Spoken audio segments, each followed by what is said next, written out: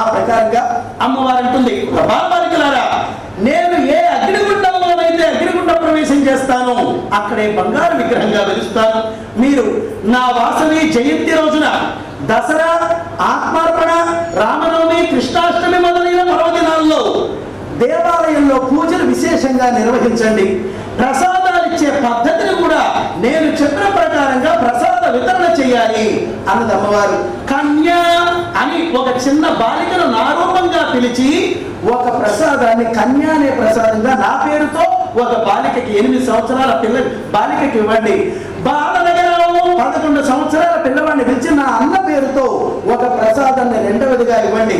రెండుగుల గోత్రం వాసవి నా తల్లిదండ్రి గోత్రం పేరుతో ఒక ప్రసాదం, నా మేనమామ గోత్రమైన మిథునకుల మైత్రేయస గోత్రం వారికి ఒక ప్రసాదం, నా మేనత్త గోత్రం వారైన పురగేశ్వర పౌరశిశు గోత్రం వారికి 5వ ప్రసాదం. లాభశ్రేష్ఠి అనగా ఈ 1000 మంది జనాలు ఎప్పుడైతే అమ్మవారి దేవాలయానికి వస్తారో ఒక ప్రసాదం, పాదాల దగ్గర పెట్టిన ప్రసాదాన్ని లాభశ్రేష్ఠ ప్రసాదం అంటారు. ఈ లాభశ్రేష్ఠ ప్రసాదాన్ని పురోహితులు పూజారి గారు ఇలా పట్టుకొని మీ భక్తుల్లో ఎవరు లాభశ్రేష్ఠ ప్రసాదం కావాలి అని అడిగితే ఇంతమందిలో ఎవరికి సంతానం లేకుండా ఉంటుందో వాళ్ళు వచ్చి లాభశ్రేష్ఠ ప్రసాదాన్ని స్వీకరిస్తే మళ్ళీ వచ్చే సంవత్సరానికి వాళ్ళ ఇంట్లో బిడ్డ పుట్టి ఉంటాడు.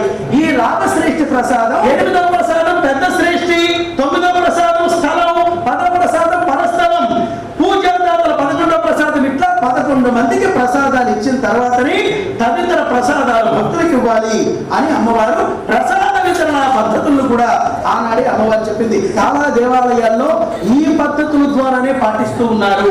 అమ్మవారు చెప్పిన కైంకర్యాలు ఏదీ విడిచిపెట్టకుండా మనం తూచా తప్పక ఆచరించి తీరాలి.